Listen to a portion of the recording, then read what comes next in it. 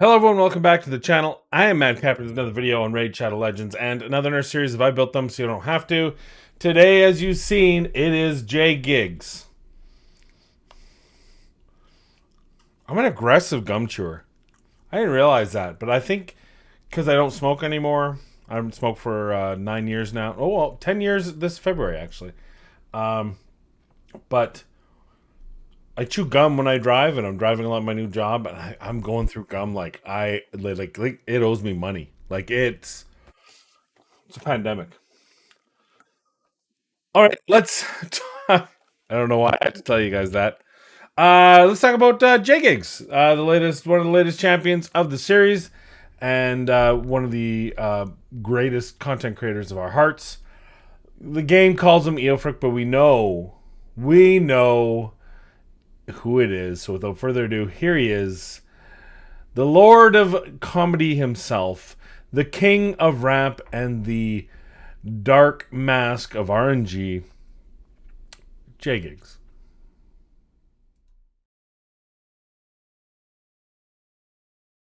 Low of Morale. Attacks all enemies. Has a 75, bookable to 100% chance of stealing one random buff from each enemy. Also places a 15% continuous heal buff on all allies for 2 turns. Committed Offense. Fills the turn meters of all allies by 15%, then places a 50% increased attack buff on all allies for 2 turns.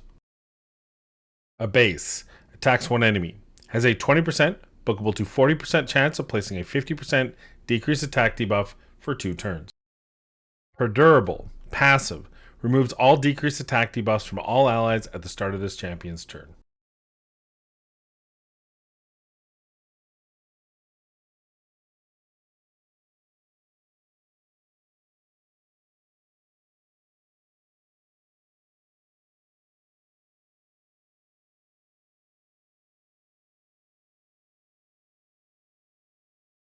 There he is, Eolfrig, and I tell you what, I built him out for damage, not because I think he's a damage champion. He's a support champion, and his numbers, as you'll see, we'll figure out whether that's a reasonable one. But I wanted to at least start him with a bit of a damage build, just so you can get a kind of a good taste of whether or not this is kind of a dual purpose champion that can be a good support, but also dole out tons of damage. And we'll see right away. First off, I think the most important thing is he's like 6'8". 6'6". Um, you'll see. It's here's his stats: 39,153 in the HP department, 4630 in attack. He was very difficult to get good attack stats. That 1233. The multiplier really makes a difference, and so trying to get him those stats, while still trying to get him some accuracy and crit damage, without spending a ton of silver to steal gear, was a bit of a tough one. But there we are: 249 crit damage, 191 speed, 214 accuracy. His skill set, as we had gone through, the biggest thing is here is he can remove all decreased attack debuffs from all allies at the start of this champion's turn. It's got a nice little added ability. It's going to be really potentially good in certain conditions against bosses, against Hydra, those sort of things that have that decreased attack. He's also got an increased attack for 2 turns, all allies, and a 4-turn cooldown. And then he's got the bookable 100% chance of stealing the random buff, and a continuous heal on all allies. Then finally, a decreased attack on his A1 at a 70, a pretty reasonable 70% chance for an A1. And I think probably unheralded is the fact that he does have an ally speed in all battles by 15%, which always makes it a good hit. So the first thing I want to do is let's take him into some damage testing with some other epic champions to see how he stacks up in his damage abilities before we rebuild him in more of a support role, like I suspect will be his forte.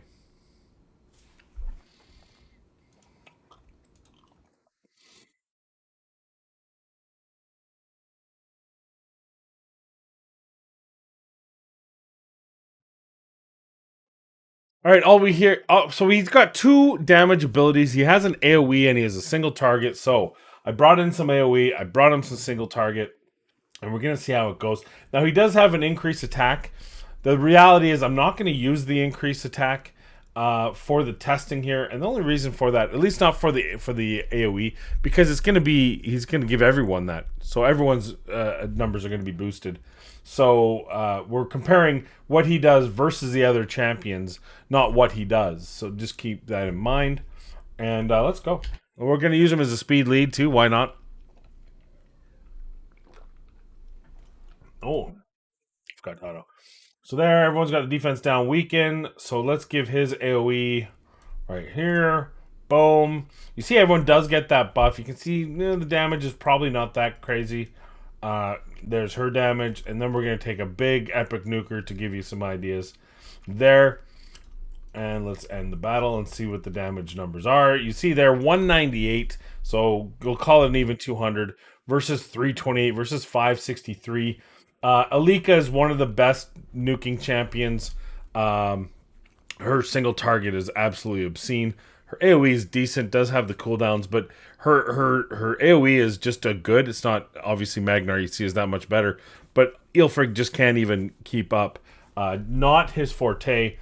He should probably stay to Raidzilla fame instead of. Okay, I'm done. I'm not done. I'm lying. I am gonna do way more JGIG references before the end of this. All right, so let's do it again here.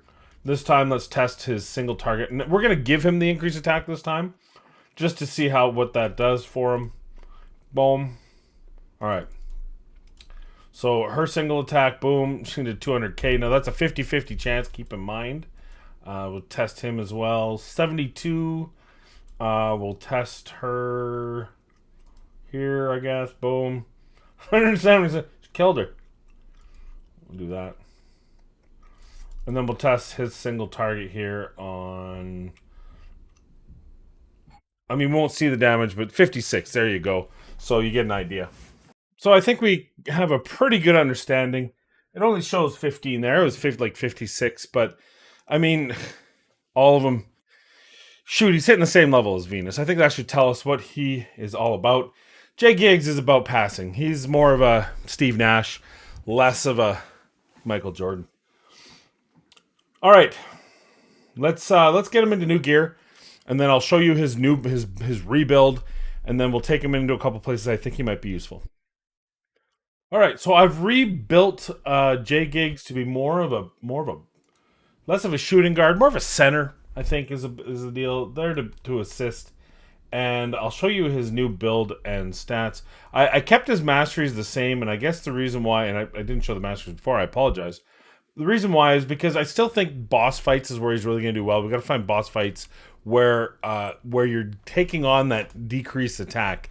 Hydra does do that. We're not going to take him into the Hydra, mainly because I don't want to fight Hydra, to be fair.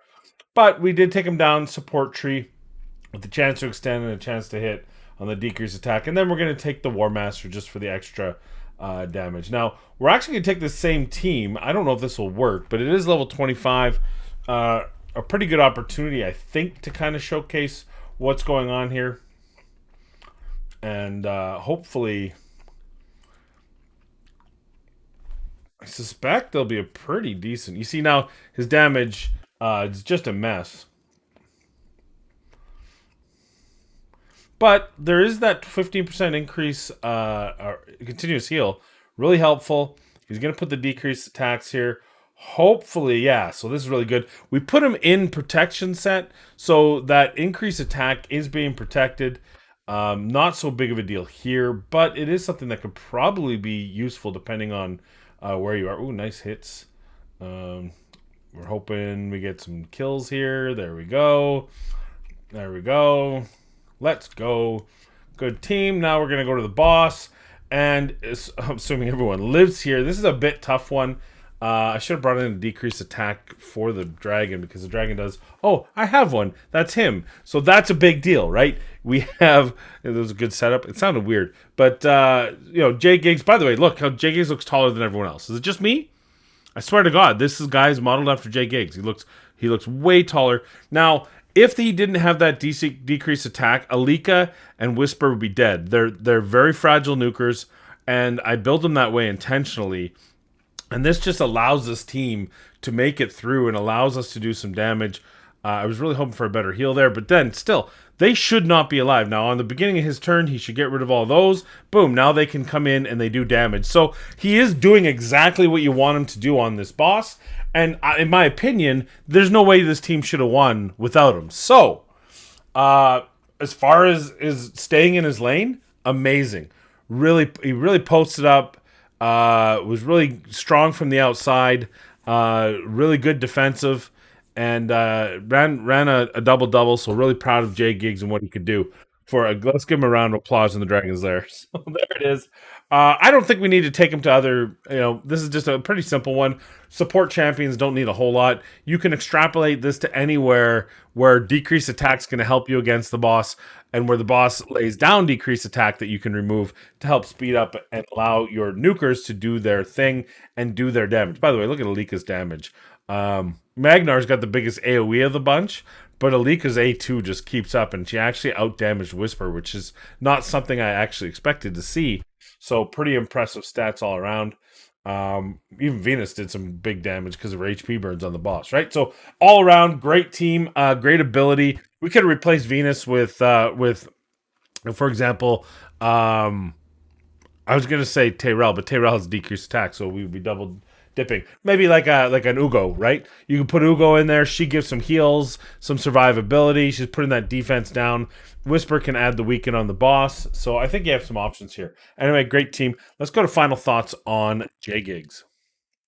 My final thoughts on Eolfrig is that, first off, he is an amazing rapper. If you haven't listened to Raidzilla, he's at the end stanza. He's the speed rap, the precision and the cutting of the lyrics, absolutely on point, to the beat, crushing it.